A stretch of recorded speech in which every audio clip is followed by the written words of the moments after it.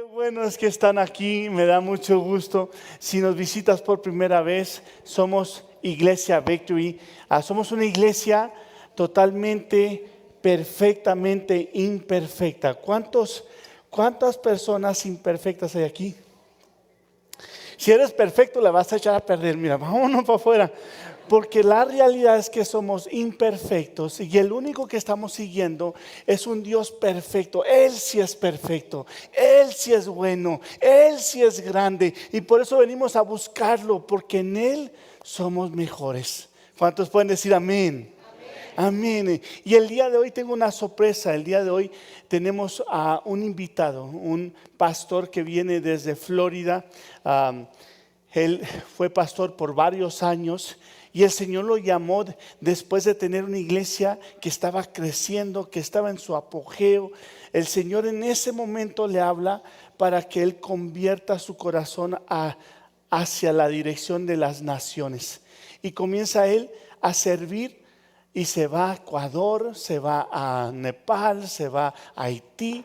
Y entonces deja lo que Dios le estaba haciendo para comenzar a atender este gran llamado. Y se convierte director de un programa misionero, se llama ID Global. Y este misionero, que ahora se encarga de mandar misioneros. Aquí hay algunos cuantos que me encantaría mandárselos, hermano. Y el día de hoy vamos a estar oyendo al pastor David, que tiene una palabra que nos va a motivar, que nos va a confrontar. Sabes, la palabra de Dios, dice la Biblia, que es un espejo. Y el espejo siempre te va a mirar y no te va a decir mentiras, te va a decir la verdad. Si tienes alguna lagaña, te la va a decir. Si hay algo, algunas arrugas, te las va a declarar. Y la palabra de Dios está para confrontarnos, pero para motivarnos a parecernos más a Cristo. Así que el día de hoy reciban la palabra que el pastor David tiene para nosotros. Yo quiero que usted se ponga de pie y lo reciba con un fuerte aplauso. Pastor David, bienvenido.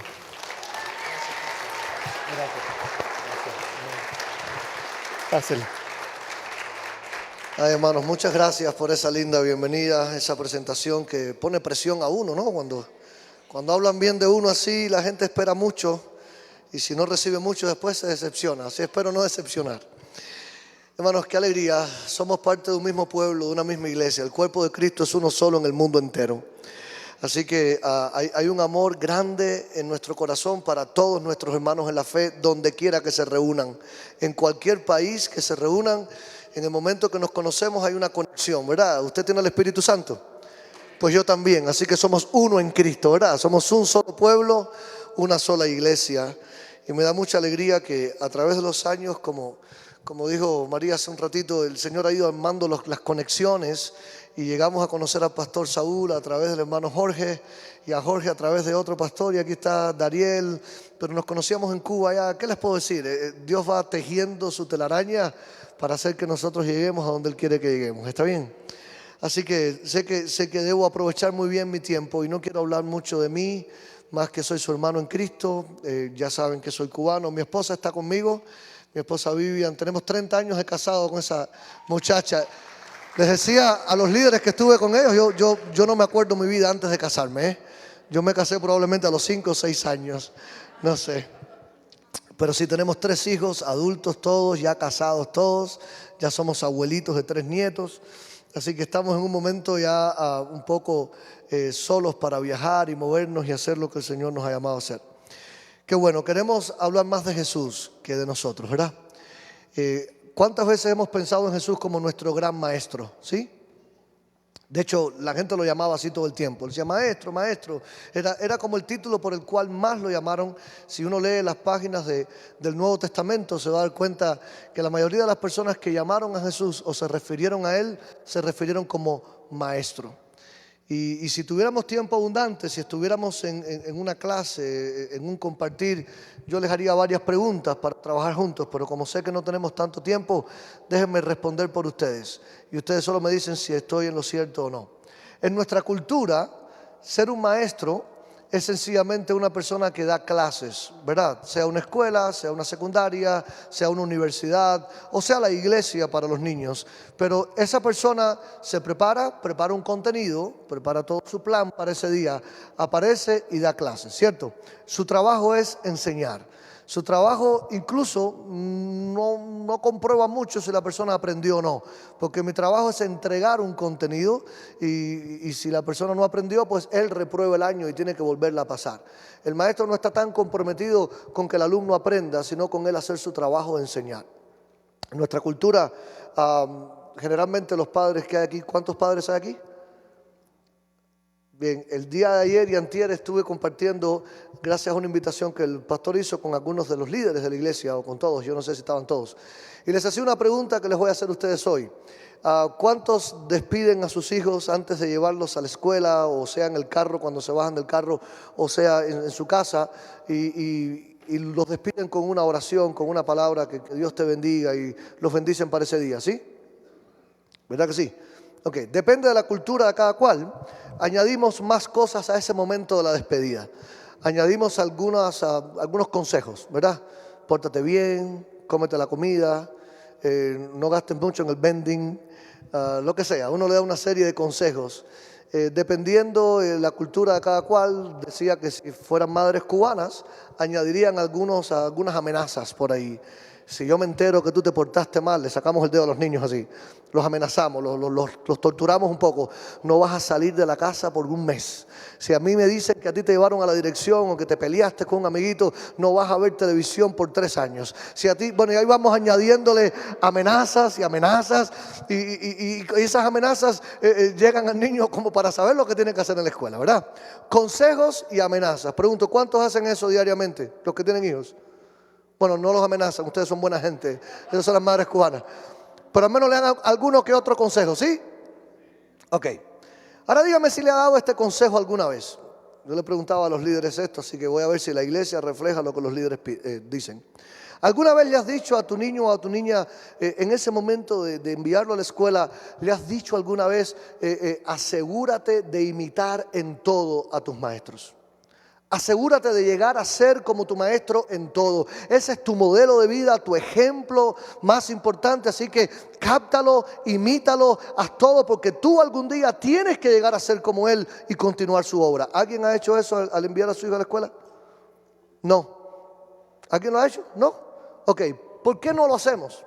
Simple, porque nuestra manera de ver a los maestros es exactamente, es un trabajo, un educador, alguien que enseña matemática, historia, geografía o ciencias sociales, sea lo que sea, su trabajo es enseñar un contenido. Nosotros no queremos, es que ni conocemos remotamente quién es esa persona, por tanto jamás le hemos pedido a nuestros hijos que imiten a esta persona. Resultado de esto, nuestra cultura no conoce el discipulado. Culturalmente el discipulado es ajeno a nosotros. La imagen de ser un discípulo no la entendemos claramente porque nunca la hemos vivido. A menos que usted haya vivido hace generaciones atrás, que no quiero preguntar quiénes haya vivido muchas generaciones atrás, porque hoy en día la gente no quiere enorgullecerse de sus años. Pero aquellos que estén orgullosos de tener más de 70 años, levanten su mano. Gloria a Dios, alguien aquí feliz de tener más de 70 años. ¡Qué bueno! Mi hermana, usted recordará que cuando usted era niña probablemente habían carpinteros y habían plomeros y habían constructores, ¿cierto? Y ninguno de ellos iba a la universidad de carpintería, ¿verdad? Es que no existe todavía, creo yo, universidad de carpintería. ¿Qué hacía? Sencillamente trabajaba con un carpintero, aprendía con él, iba haciendo los trabajos más sencillos, dar lija. Yo trabajé en una carpintería cuando niño, así que te ponían a dar lija, y nadie quiere dar lija, pero es uno de los trabajos peores. Y de ahí a cortar y a cortar y a cortar. Y bueno, ¿cuántas veces hicimos los trabajos más sencillos? No vas directamente a trabajar en el torno para hacer figuras preciosas, no vas directamente a hacer el ebanismo, haces lo más sencillo, pero vas creciendo y aprendiendo, y algún día llegarás a ser un carpintero tan bueno como el carpintero que te enseñó. Y algún día él envejecerá y te entregará ese negocio, esa carpintería. Y antes los hijos del carpintero eran carpinteros y los nietos también. Y esas culturas entendían más el discipulado. porque ellos sabían que tenían que pasar mucho tiempo juntos, a observar claramente, a aprender, imitar, hacer caso, escuchar consejos, para que finalmente pudieras llegar a ser como tu maestro y pudieras reproducir todo lo que sus habilidades hacían, y algún día pudieras también heredar todo el negocio y toda la misión y continuar aquella misión que de generación en generación se pasaba. Pero cuando llegó la revolución de la educación, vamos a decir, más formal, todo eso se perdió. Y los hijos de carpinteros ya no querían ser carpinteros, ya querían ser abogados. Entonces ya la carpintería iba muriendo y aquel se fue a estudiar abogacía y el otro hijo quería ser doctor. Entonces se fue a estudiar su medicina y se fue perdiendo, se fue diluyendo entre lo universitario, se fue perdiendo la transferencia de la vida, la imitación de los valores, la transferencia de las habilidades. Y juntamente con eso la iglesia captó ese modelo. Y al principio Jesús llamó a 12 personas para caminar con Él y para enseñarles todo, y les demostró y les modeló la vida, les enseñó todo y les entregó una misión y les dijo: ahora vayan y hagan discípulos a los demás. Le entrega la misión una vez que lo habían captado y lo habían entendido. Pero con el tiempo la iglesia también abrió universidades cristianas. Y ahora los discípulos de Cristo ya no se preparan en una relación, ahora se preparan en un instituto bíblico. Y del instituto bíblico salen directamente a los púlpitos. Y nunca antes fueron formados por alguien que pacientemente, diariamente, relacionalmente, personalmente lo ayudara a moldear su vida, su carácter y su misión a la medida, a la estatura y a la imagen de Jesucristo. Resultado que tenemos hoy: tenemos iglesias llenas de cristianos, pero tenemos pocos discípulos. Y hoy nos preguntamos: ¿qué pasa con la iglesia que antes los discípulos daban su vida por Cristo y hoy no? ¿Qué pasa con la iglesia que antes veíamos milagros y hoy no? ¿Qué pasa con la iglesia que antes veíamos un mover del Espíritu increíble y hoy no? ¿Qué pasa? Nos empezamos a preocupar porque todo está en la misma raíz. No podemos cambiar el evangelio y esperar que funcione de la misma manera. El evangelio es uno solo, Jesús es uno solo, la fe es una sola, el Espíritu Santo es uno solo. Hay una sola manera de hacer esto. Y tenemos que remitirnos al modelo de Jesús. Tenemos que regresar y no tenemos que cancelar nuestra cultura, pero de alguna manera muchas veces vamos a tener que valorar más los modelos y los consejos de nuestro maestro que los modelos y los consejos de nuestra cultura. Esto lleva mucha valentía, hermanos, porque vivir contra cultura es vivir también bajo rechazo. Vivir contra cultura es vivir también bajo críticas.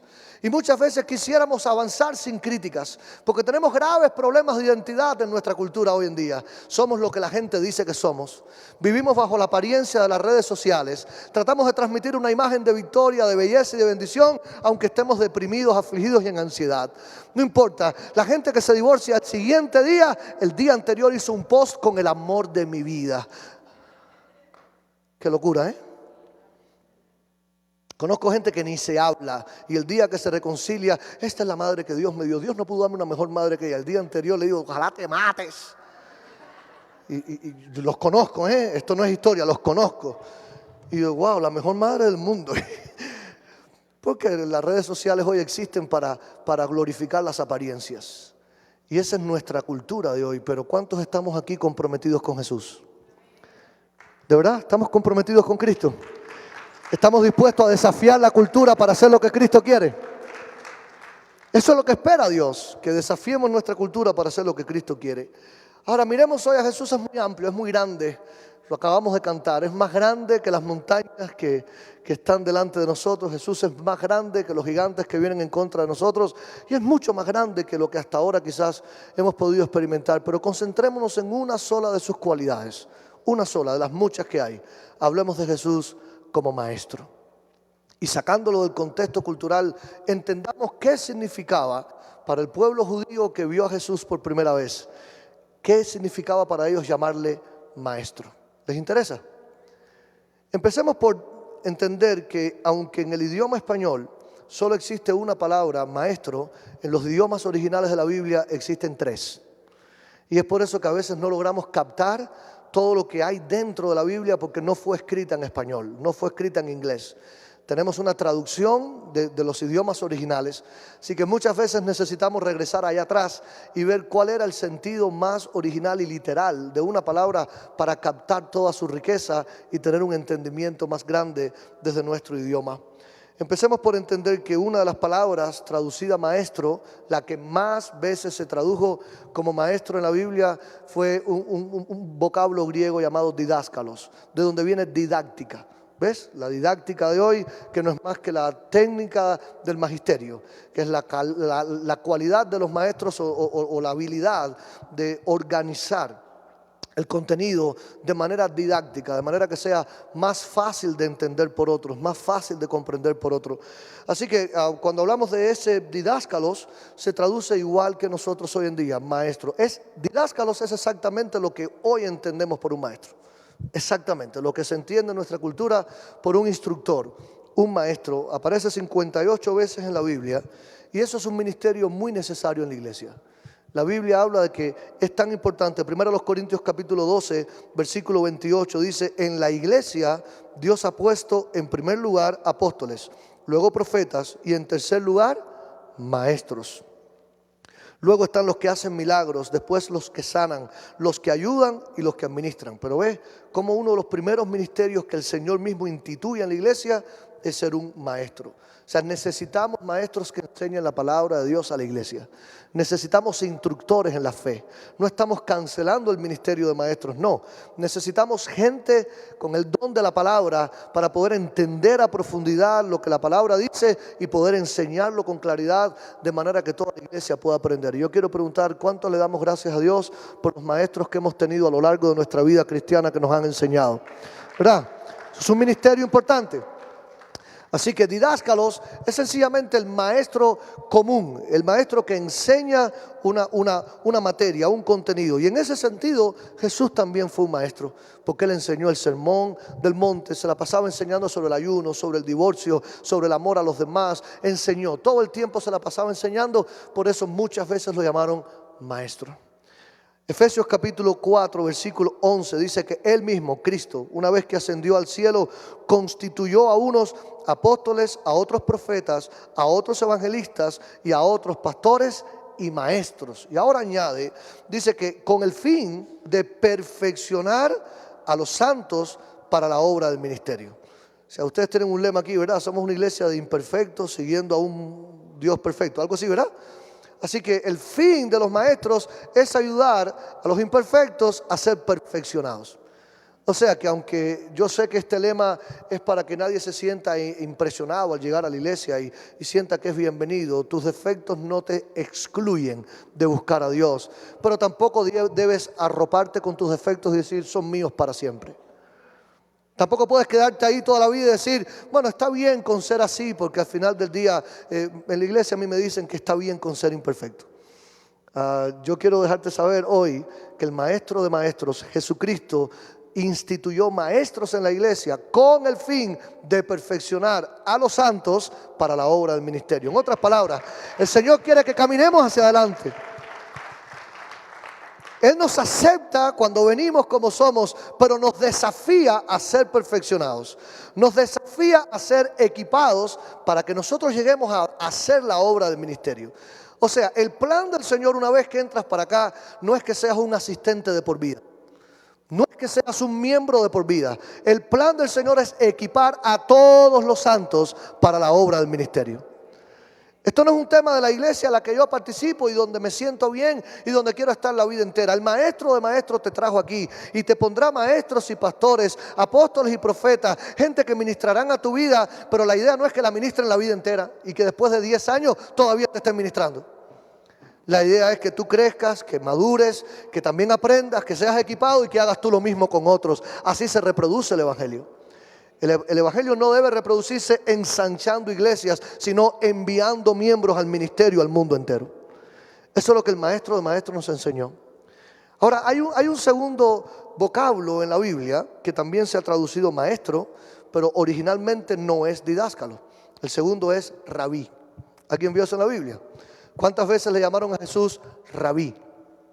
Rabí también es traducido maestro, pero en la cultura judía un rabí es un título honorario que se le da a algunos maestros que alcanzan honra en la comunidad. Es como un título honorario de un maestro muy experimentado, de un maestro, como dijéramos ahora en nuestra cultura, rankeado.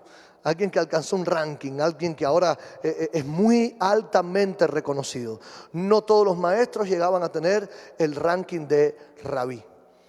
Y a Jesús, por su sabiduría, porque desde niño, con 8 años, se acordarán ustedes, estaba debatiendo en el templo con los eruditos de la ley y todos se quedaban que no podían entender de dónde salía la sabiduría de este muchacho. Claramente, ¿cuántos sabemos que Jesús es Dios metido en un cuerpo humano? ¿Sabemos eso? Él se encarnó sin dejar de ser quien era. Así que el gran sabio Dios toma forma humana a través de un niño, y cuando habla con los adultos se quedan impresionados porque la sabiduría que había ahí no era humana, era Dios mismo, sabiduría de Dios en la tierra. Qué respeto, ¿no? Así que este rabí ahora aparece mucho menos, 15 veces nada más aparece en la Biblia. Y fue un reconocimiento para muchas personas que lo alcanzaron, y para Jesús también. Una tercera palabra, todavía mucho más importante, y ahora usted se va a asustar, que aparece solamente 3 veces en la Biblia y aparece en un solo versículo las 3 veces. Por eso es el que menos entendemos, conocemos, aplicamos y predicamos. Una sola vez aparece en la Biblia en un solo versículo, 3 veces en un solo verso, y es la palabra master. Se traduciría master. Hoy en día viene del vocablo griego kathegetes. Kathegetes significa master. ¿Qué entendemos en nuestra cultura por un master hoy en día? No un título universitario que ya hizo su maestría. Cualquiera que tiene una maestría hoy en día. Pero una maestría académica es haber terminado ciertos estudios y ya soy un máster. No, el máster para la cultura en este tiempo es la persona experimentada, diestra, pero más que eso es la persona al mando. Es la persona que es el dueño, el señor, el amo o el patrón. Estamos añadiendo ahora a la experiencia y al conocimiento autoridad, dominio. Estamos añadiendo una persona que estaba sobre los demás. Así que este gran maestro no es solo una persona conocedora, sabia, entendida, experimentada, sino una persona dueña que tiene dominio, que tiene señorío y que tiene autoridad. Eso es un máster. Cualquier rabí alcanzaba su título solo con su conocimiento y trayectoria, pero no todos, casi nadie, podía llamarse máster. Incluso en el sentido de los barcos, a algunos capitanes de barcos se le llamaba el máster. Es la persona con gran conocimiento de la navegación y el que tenía el control y el manto de aquella nave, aquel que podía hacerla girar, hacerla parar, hacerla encallar, hacerla dirigir. Así que Jesús, en ese sentido, empieza a tomar un nivel todavía mucho más profundo de lo que un maestro es hoy en día. Así que cuando le llamamos a Jesús maestro, tendríamos que tener esto en la mente. Vayamos a Mateo capítulo 23. El único lugar donde aparece la palabra kathegetes. Y vamos a ver en qué contexto se emplea, en qué contexto se dice en Mateo 23. Vamos a leer, si me permiten, vamos a entrar directamente ahí en el versículo que tienen ustedes en pantalla. En el versículo 8.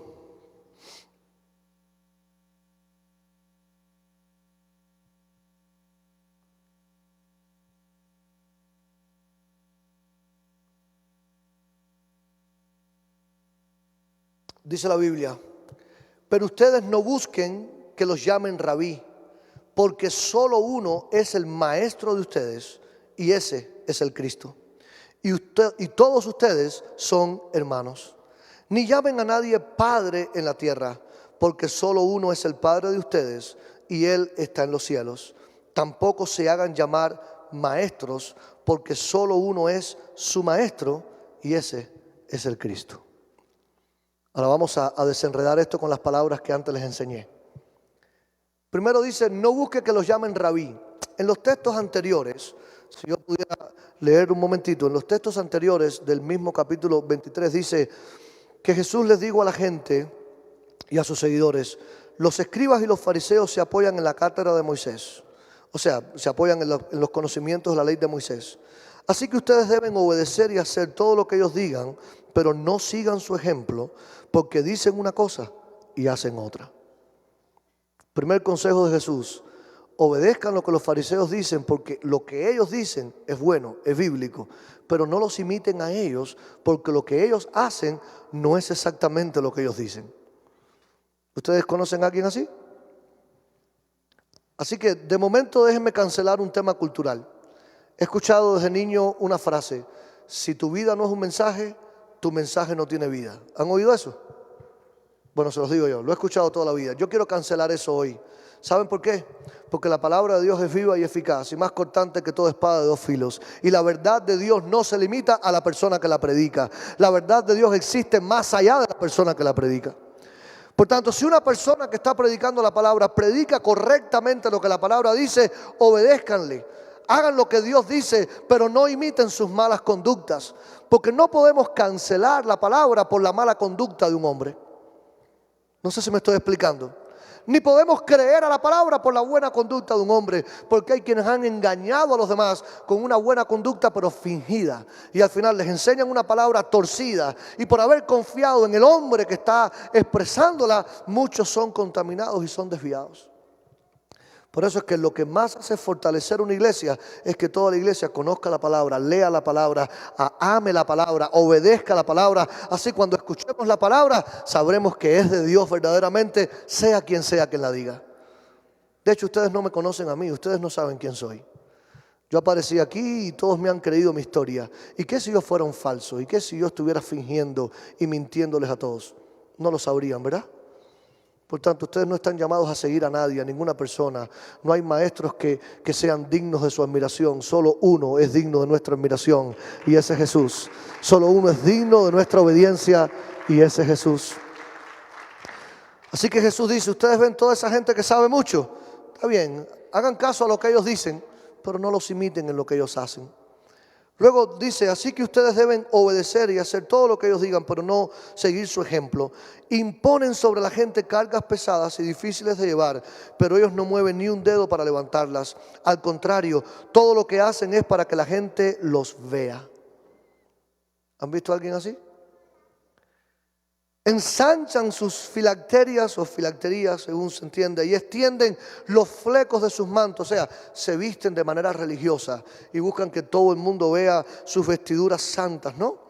Les encanta ocupar los mejores asientos en las cenas y sentarse en las primeras sillas de las sinagogas, y que la gente los salude en las plazas y los llame rabí, rabí.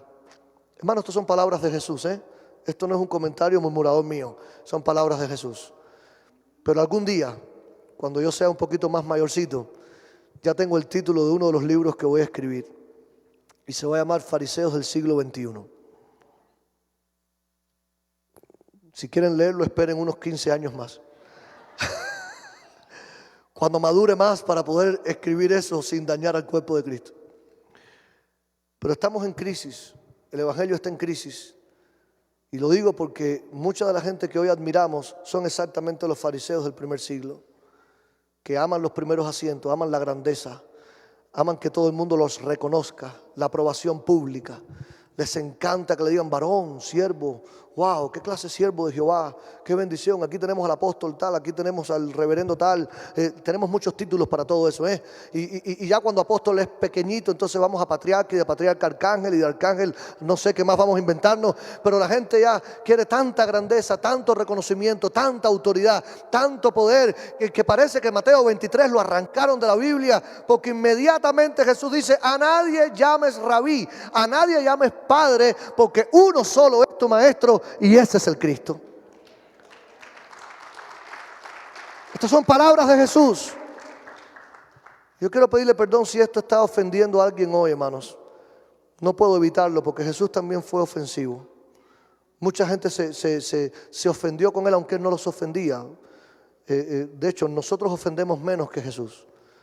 Jesús los miró y les dijo hipócritas, le dijo sepulcros blanqueados, le dijo generación de víboras. Nosotros no hemos hecho eso, ¿verdad, pastor? Nunca hablamos así de nuestros hermanos, ni aún de los que consideramos falsos. Nos medimos porque Él conocía los corazones, nosotros no.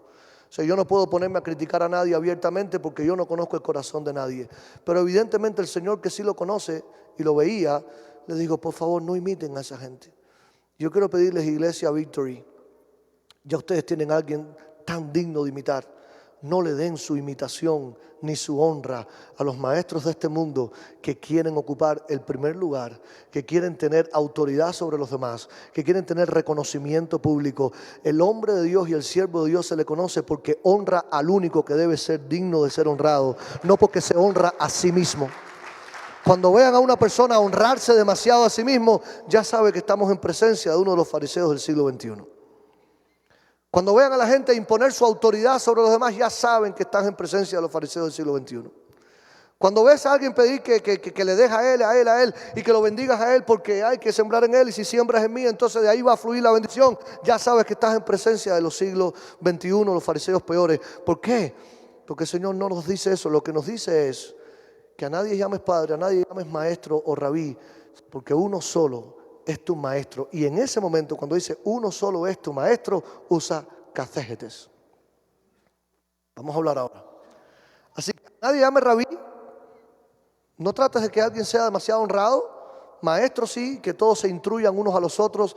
El Señor soltó, Él constituyó maestros para que nos enseñemos unos a los otros, pero no con la idea de que alguien de ustedes crezca a nivel de rabí.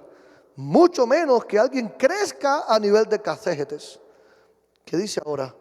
Lo único que queremos es que ustedes reconozcan que Jesús es el único máster, Señor, dueño, amo, experimentado, sabio, el único que tiene la autoridad. Ese es el único al que debemos seguir. Y esto claramente tiene tres implicaciones. La primera es que Jesús es único y exclusivo. Cuando Él lo explica, dice, solo uno es el maestro de ustedes. O sea, solo uno es el catégetes de ustedes. Y ese es el Cristo. Y todos ustedes son hermanos. Yo quiero solamente hacer algo. Yo quiero ponerme al lado de su pastor. Pastor, ¿tú quieres ponerte al lado mío? Decirles que Saúl y yo somos sus hermanos en Cristo. No somos mejores que ustedes. No somos tampoco más espirituales que ustedes. Ni tenemos una revelación superior a la de ustedes. El Espíritu Santo que habita en Él y que habita en mí no es más grande que el que habita en ustedes. Quiero que sepan que Él y yo recibimos una asignación de cuidar de la iglesia de Dios, de predicar la palabra de Dios, de velar por las ovejas, de animarles a crecer en la fe. Pero eso no nos hace una raza superior de cristianos. Eso no nos hace una élite espiritual en la iglesia. La honra más grande que tiene este hombre es si él carga sobre él la humildad suficiente para que Jesús brille y él no. Para que Cristo brille y yo no. Así que ayuden a su pastor Saúl a ser un hombre humilde. ¿Saben cómo? No lo levanten a nivel de rabí. No lo levanten a nivel de padre. No lo levanten a nivel, no, lo que usted diga yo voy a hacer. No, un momentito. Pastor, ayúdame a discernir la voz del Espíritu. Ore conmigo. Yo necesito dirección del Espíritu. Eso es diferente a que, dígame usted y lo que tú me digas yo lo voy a hacer. No, porque eso lo pone en una posición a él de máster y él no es el máster de la iglesia. Jesús es el máster de la iglesia. Ayude a su pastora a mantener un corazón humilde para que él pueda ser un siervo de la iglesia, como la palabra enseña, que no nos enseñoreemos de la iglesia, ¿verdad? Sino que le sirvamos con ánimo pronto. Lo que Jesús dice, no eleves a nadie al lugar de rabí ni al lugar de máster, porque todos somos sus hermanos en Cristo. Así que mi hermano Saúl, su hermano David, lo demás sobra. Gracias. Jesús es único y exclusivo. Jesús es digno de ser escuchado con atención y obediencia. Eso que yo acabo de decir, esa obediencia total, esa lealtad total. Quiero leer algunos textos rápidamente. Mateo 24:35 dice que el cielo y la tierra pasarán. Jesús dijo, pero mis palabras no pasarán.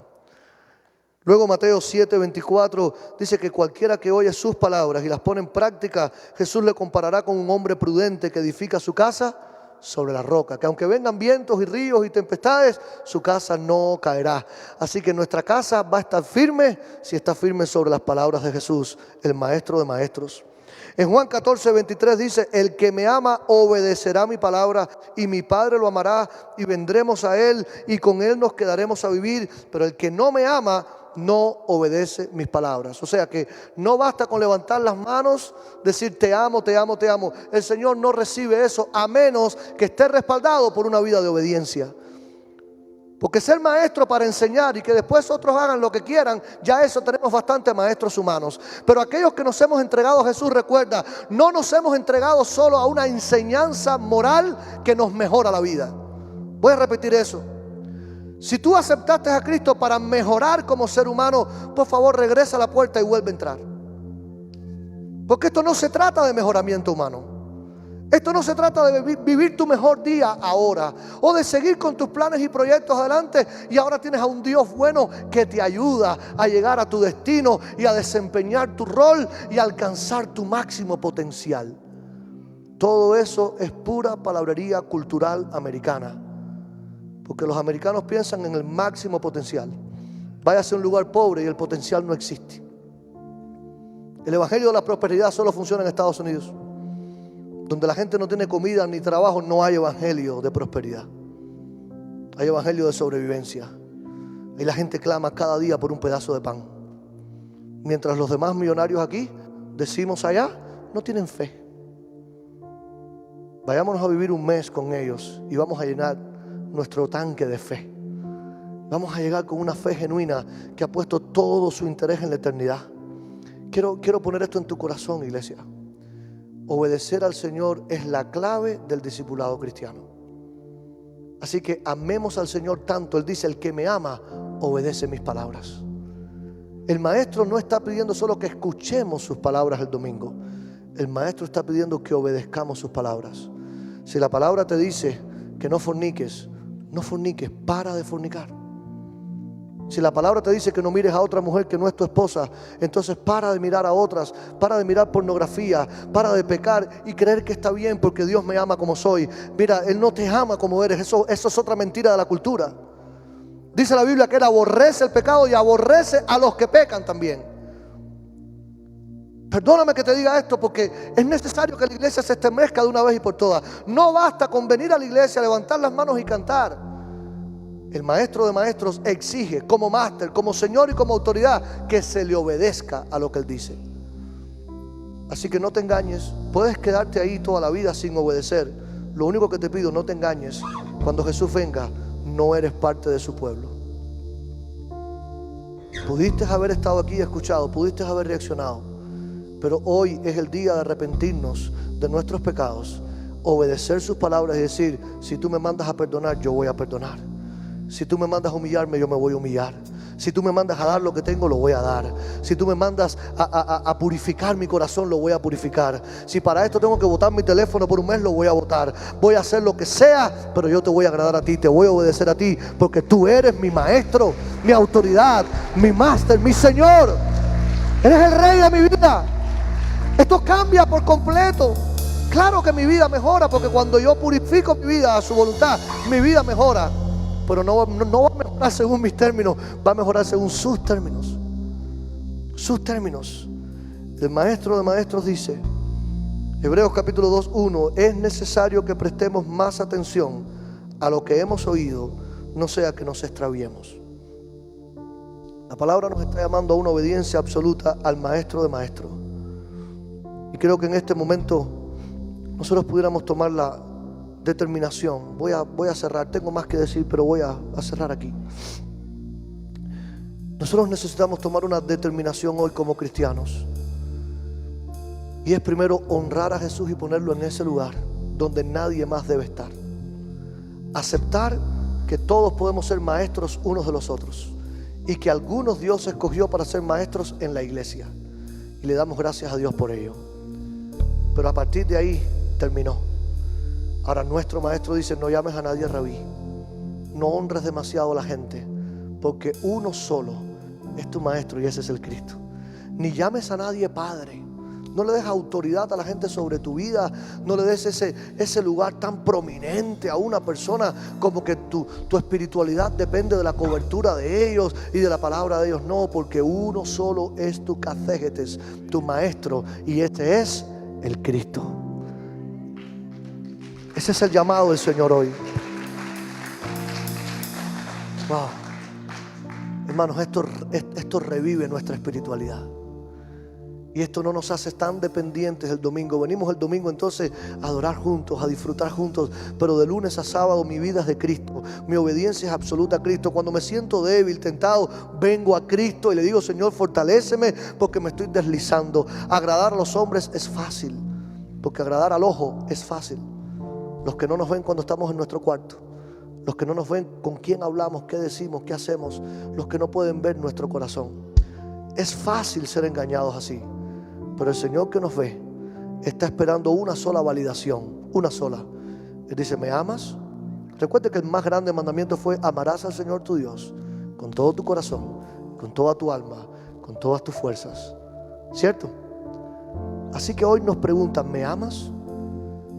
Y la única respuesta que Él quiere ver no es que yo le diga: sí, Señor, te amo. Porque la segunda pregunta que va a hacer: ¿obedeces mis mandamientos? ¿Obedeces mi palabra? Así que es muy sencillo. Este es el sencillo evangelio.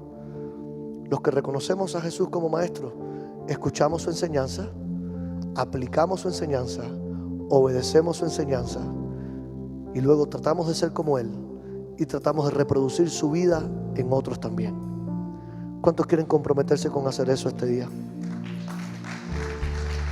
Si usted quiere comprometerse con el Señor, da igual, escuche, si está viniendo por primera vez, como algunos que escuché que están bienvenidos, todos los que llegaron por primera vez, a escuchar un evangelio hoy como el que Jesús hablaba en las calles. ¿Sabe que los mismos seguidores de Jesús un día le dijeron: maestro, afloja un poquito, bájale porque está muy duro. Si tú sigues así, nadie se va a quedar aquí. ¿Sabe cuál fue la respuesta de aquel amoroso Jesús que pintan así como tan noble, que no diría nada? Se les voltea y le dice: ¿y ustedes también quieren irse? O sea, Jesús no estaba en el negocio de retener miembros. Jesús no estaba en el negocio de buscar multitudes. Él estaba trayendo un evangelio claro. Él no estaba engañando a la gente. Así que les digo: este es el evangelio tal y como es. Si alguien quiere seguirme, tiene que negarse a sí mismo, tiene que tomar su cruz, tiene que estar dispuesto a morir y a perderlo todo por mí. Y si yo no valgo más que su vida y que todas sus posesiones, entonces no me han entendido todavía. O sea que Jesús no viene para añadirse a nuestra vida, para bendecir nuestras vidas. Jesús viene para pedirnos nuestras vidas. Entrégate a mí, entrégate.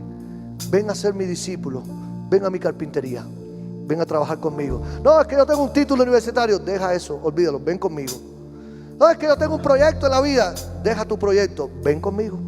¿Se acuerdan de aquel joven rico que vino con todo? Señor, yo ya tengo todo, ya yo obedezco todos los mandamientos. Y le digo: perfecto, entonces ahora vende todo lo que tienes, regala a los pobres y tú ven y sígueme. Ese es Jesús. ¿Verdad que da miedo, Da miedo que a esta altura, después que ya estudiaste y tienes un título, ahora el Señor te diga: está bien, me encanta tu título de psicología, de ingeniería, de medicina, ahora déjalo, yo tengo otro proyecto para ti. Quiero usarte en las naciones de la tierra, o quiero usarte rescatando vidas adictas, o quiero que abandones tu trabajo y que te dediques a esto. ¿Lo haríamos por Él? Pregúntate eso.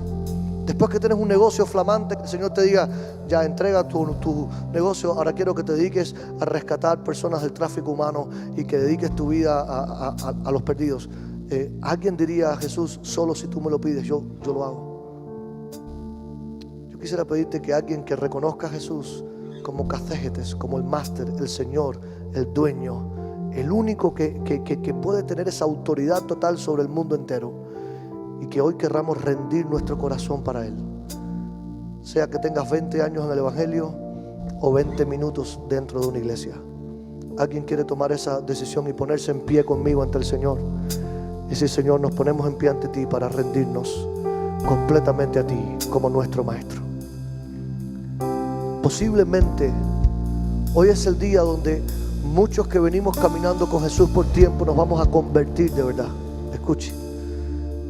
Tuve la experiencia de pastorear una iglesia y cuando empecé a predicar estas cosas, algunos hermanos se acercaron y dijeron: pastor, yo tengo 20 años en la iglesia, pero yo siento que ahora es que me estoy convirtiendo. Yo siento es que ahora es que estoy enamorado de Jesús, es que ahora es que estoy prestando la atención a la Biblia. Yo solo oía lo que el pastor predicaba el domingo, pero nunca me metí a estudiar la palabra y a conocer a Dios. Nunca me apasioné con el reino de Dios. Yo quiero llamarte a que sigas a Jesús, a que sigas a Jesús, que lo ames, que lo conozcas. Y mientras más lo conozcas y lo ames, te vas a dar cuenta que el corazón tuyo se une al de Jesús. Y nada es mucho, todo es poco ante el valor de Él. Él es la perla preciosa, Él es el tesoro escondido, Él es el único digno de que abandonemos todo por Él. Cuando lees la Biblia te vas a dar cuenta que todas las ilustraciones son de gente que lo tenía todo. Cuando lo encontraron a Él, lo vendieron todo para alcanzarlo a Él. Cuando nosotros nos enamoremos de Jesús así, nos vamos a dar cuenta que todo pierde valor, todo pierde sentido, todo pierde importancia. Y ahora nos sentimos plenos, llenos, porque ahora lo tenemos a Él. ¿Cuántos hemos cantado eso? Si te tengo a ti, lo tengo todo. Mi amado, mi tesoro. Fuera de ti, nada deseo, Jesús. ¿Verdad que sí? Vamos a entregarnos a Jesús. ¿Alguien quiere cerrar sus ojos un momento para tener una oración personal, íntima? Y decirle: Señor, yo me rindo a ti.